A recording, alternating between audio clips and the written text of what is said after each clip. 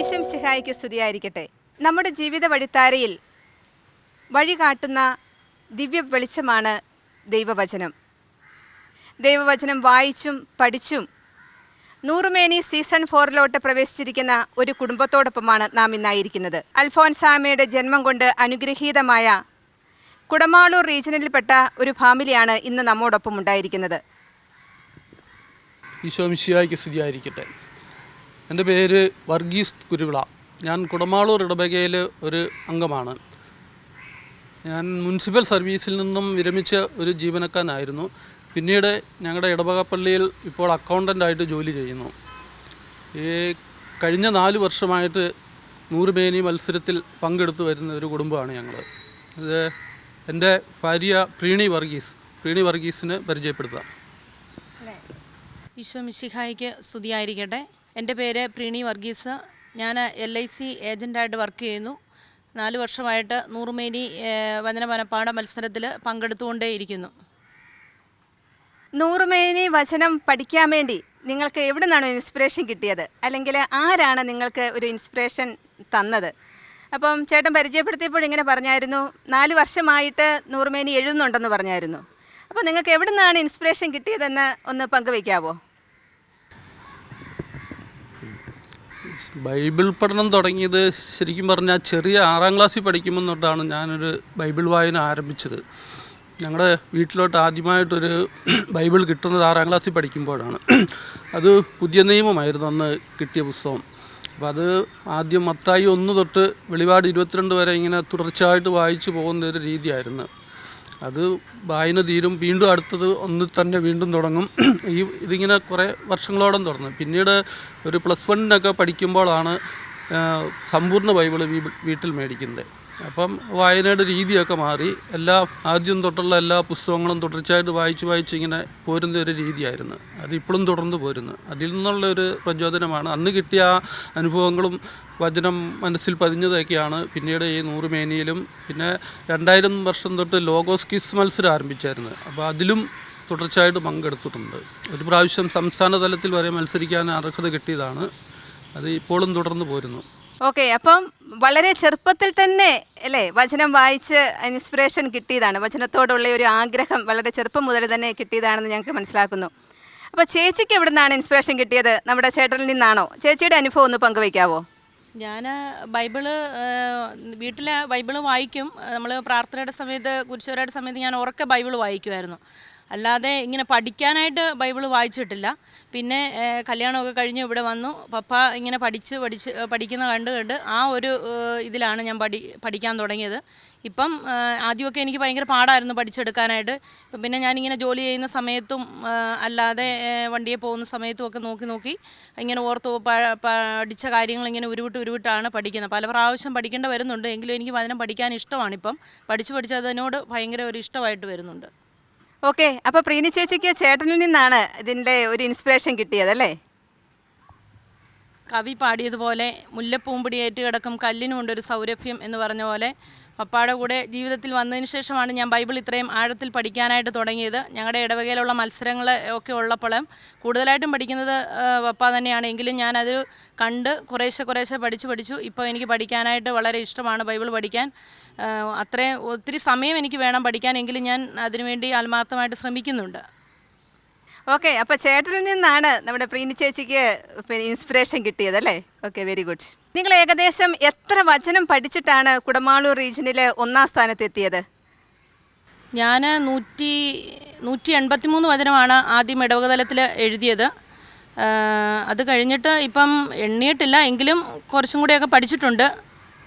മറന്നു പോകുന്നുണ്ട്, എങ്കിലും പഠിച്ചുകൊണ്ടേ ഇരിക്കുകയാണ് ഓരോ ദിവസവും. നിങ്ങൾ 2 പേരും കൂടെ എത്ര വചനം പഠിച്ചാണ് കുടമാളൂർ റീജിയനിൽ നിങ്ങൾ 1ാമതെത്തിയത്? ഞങ്ങൾ 2 പേരും കൂടി ഏകദേശം 400-നടുത്ത് വചനങ്ങൾ പഠിച്ചുള്ളൂ. ഓക്കെ, നിങ്ങൾ പരിചയപ്പെടുത്തിയപ്പോൾ ഞാൻ ചോദിക്കേണ്ടതായിരുന്നു വീട്ടിൽ ആരൊക്കെയുണ്ട്, മക്കൾ ആരൊക്കെയാണ് എന്നൊക്കെ ഞാൻ ചോദിക്കേണ്ടതായിരുന്നു. 2 മക്കളാണ്. മോനാണ് മൂത്തത്. മോൻ മിലിറ്ററി വർക്ക് ചെയ്യുന്നു, ആസാമിലാണ് ഇപ്പോൾ വർക്ക് ചെയ്യുന്നത്. മോള് നേഴ്സിംഗ് പഠനം കഴിഞ്ഞു, ഇപ്പോൾ ജർമ്മൻ പഠിക്കുന്നു. നിങ്ങൾ ഇത്ര സിസ്റ്റമാറ്റിക് ആയിട്ട് 400 വചനം പഠിച്ചു എന്ന് പറഞ്ഞു. നിങ്ങൾ അവിടെ അവലംബിച്ച ആ മെതേഡൊന്ന് ഞങ്ങൾക്കൊന്ന് പറഞ്ഞു തരാമോ? പഠിച്ച മെത്തേഡെന്ന് പറഞ്ഞാൽ നമ്മൾ ഓരോ പുസ്തകത്തിലെയും വാക്യങ്ങൾ അതിൻ്റെ ഓർഡറിൽ ആദ്യം വേറെ നോട്ട് എഴുതും, എന്നിട്ട് ആ ക്രമത്തിൽ അങ്ങ് പഠിക്കുകയാണ്. അപ്പോൾ ആ ഒരു കണ്ടിന്യൂറ്റി കിട്ടും, തുടർച്ചയായിട്ട് ആ ഒരു ഗ്രന്ഥത്തിൻ്റെ ആദ്യ അവസാനം നമുക്ക് അറിയാൻ പറ്റും. അപ്പം വചനങ്ങളും പെട്ടെന്ന് ഓർത്തിരിക്കാൻ പറ്റും, കാരണം തുടർച്ചയാണല്ലോ ബൈബിളിലെ ഓരോ ഭാഗവും. അങ്ങനെയാണ് പഠിക്കുന്നത്. അപ്പം ചേച്ചി തൻ്റെ ജോലിയുടെ ഇടയിലും വീട്ടുജോലിയുടെ ഇടയിലൊക്കെ ആയിരിക്കുമല്ലോ വചനം പഠിച്ചത്. ചേച്ചി എങ്ങനെയാണ് വചനം പഠിച്ചതെന്ന് ഒന്ന് പറയാമോ? ഞാൻ പഠിച്ചത് ആദ്യം നമ്മളെ എണ്ണം 100 വചനമേലെങ്കിലും എഴുതണം എന്നുള്ള രീതിയിലൂടെ ഏറ്റവും ചെറിയ വചനം നോക്കി അങ്ങനെ അങ്ങ് പഠിച്ചു. അതിൽ ഞാൻ ആദ്യം 5 വചനം പഠിക്കും. ആ 5 വചനം തന്നെ ഇങ്ങനെ അടുക്കളയിലെ ജോലിയൊക്കെ ചെയ്യുന്ന സമയത്ത് ഇങ്ങനെ ഉരുവിട്ട് പഠിക്കും. രാവിലെ പള്ളിയിൽ നടന്നാണ് പോകുന്നത്. അപ്പോൾ ആ നടന്നു പോകുന്ന വഴിയിലും ചിലപ്പം മറന്നു പോകും. അങ്ങനെ പഠിച്ചാണ് അത്രയും വചനം വരെ എത്തിയത്. പിന്നെ ചിലതൊക്കെ തെറ്റിപ്പോകും, എങ്കിലും തെറ്റിപ്പോകുന്നത് പിന്നെ ഇടയ്ക്ക് നോക്കും, അങ്ങനെയൊക്കെ പഠിച്ചു. ചേട്ടൻ പറഞ്ഞായിരുന്നു വളരെ ചെറുപ്പം മുതൽ തന്നെ വചനം പഠിക്കുന്ന അല്ലെങ്കിൽ വായിക്കുന്നൊരു ശീലമുണ്ട് എന്ന്. ഒരു മത്സരത്തിനപ്പുറം വചനം പഠിച്ചപ്പോൾ നിങ്ങളുടെ കുടുംബത്തിൽ അല്ലെങ്കിൽ നിങ്ങളുടെ വ്യക്തി ജീവിതത്തിൽ നിങ്ങൾക്ക് എന്തെങ്കിലും ഒരു അനുഗ്രഹം കിട്ടിയതായിട്ടോ അല്ലെങ്കിൽ ഒരു മാറ്റം ഉണ്ടായതായിട്ടോ ഒന്ന് ഞങ്ങളോടൊന്ന് പങ്കുവയ്ക്കാവോ? വചനം പഠിക്കുന്നതുകൊണ്ടല്ലോ വ്യക്തി ജീവിതത്തിലെ മാറ്റം എന്ന് പറഞ്ഞാൽ നമുക്ക് ഏതൊരു പ്രതിസന്ധി വരുമ്പോഴും നമുക്ക് അതിനെ സമചിത്തതയോടെ അഭിമുഖീകരിക്കാൻ കഴിയുന്നുണ്ട്. അതാണ് ഏറ്റവും വലിയൊരു നേട്ടം.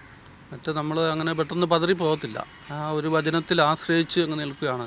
ഇപ്പം ചെറുപ്പം മുതലേ സ്വാധീനിച്ച ഒരു വചനം എന്ന് പറയുന്നത് 1 പത്രോസ് 5:6 അതിലിങ്ങനെ പറയുന്നു: ദൈവത്തിൻ്റെ ശക്തമായ കരത്തിന് കീഴിൽ നിങ്ങൾ താഴ്മയോടെ നിൽക്കുവിൻ, അവിടുന്ന് തക്ക സമയത്ത് നിങ്ങളെ ഉയർത്തിക്കൊള്ളും, നിങ്ങളുടെ ഉത്കണ്ഠകളെല്ലാം അവിടുത്തെ ഏൽപ്പിക്കുകയും അവിടുന്ന് നിങ്ങളുടെ കാര്യത്തിൽ ശ്രദ്ധാലുവാണ് എന്നുള്ളത്. അപ്പോൾ ആ ഒരു വചനം മനസ്സിലെന്നോ പതിഞ്ഞൊരു വചനമാണ്. അതിനെ ആശ്രയിച്ചാണ് പല കാര്യങ്ങളിലും മുന്നോട്ട് കൊണ്ടുപോകുന്നത്. അപ്പോൾ അത് നമുക്കൊരു പ്രചോദനമാണ് എന്നും ജീവിതത്തിൽ. അതെ, ജീവിതത്തിൻ്റെ പ്രതിസന്ധി ഘട്ടങ്ങളിൽ പിടിച്ചു നിൽക്കാൻ വചനം ഒത്തിരി ഉപകാരപ്പെട്ടു അല്ലേ? മക്കൾക്കും അത് തന്നെ പറഞ്ഞു കൊടുത്തിട്ടുണ്ട്.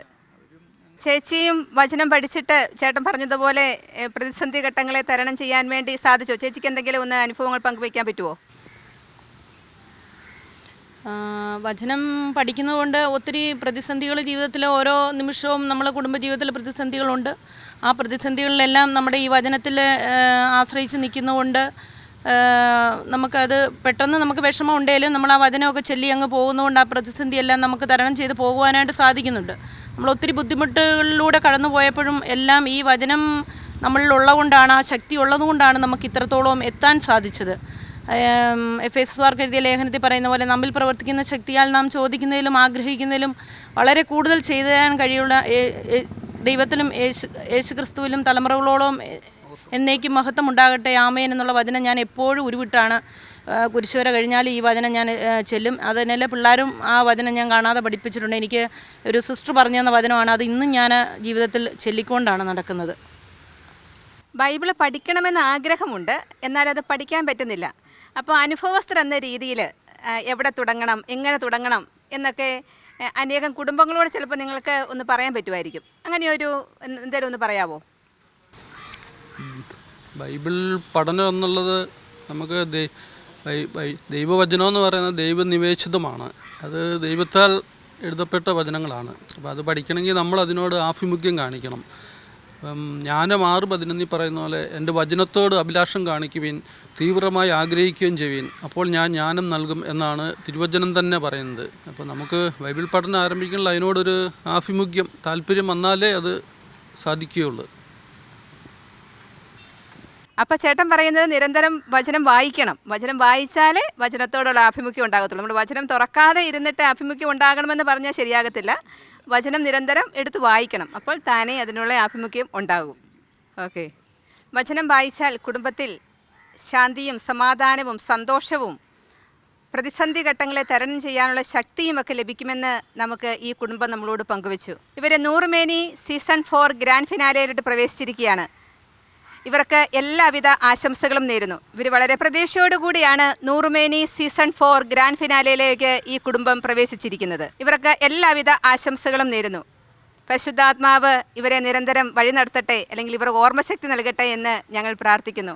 ചങ്ങനാശ്ശേരി അതിരൂപത ബൈബിൾ അപ്പസ്തോലേറ്റിൻ്റെയും മാക് ടി വിയുടെയും എല്ലാവിധ ആശംസകളും നിങ്ങൾക്ക് നേരുന്നു.